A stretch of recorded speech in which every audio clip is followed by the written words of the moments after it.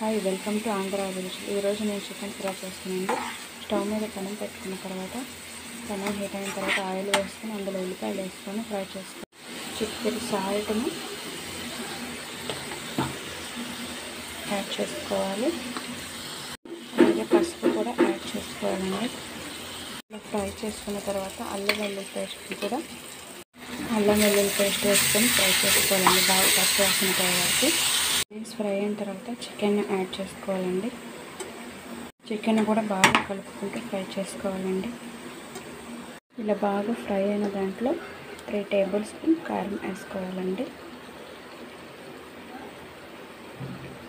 బాగా కలుపుకోవాలండి.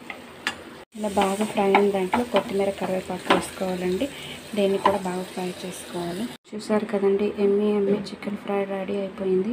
ఇంతే అండి, చాలా సింపుల్గా రెడీ అయిపోతుంది. మరిన్ని వీడియోస్ కోసం మా ఛానల్ని సబ్స్క్రైబ్ చేయండి. Please like, share, subscribe to my channel.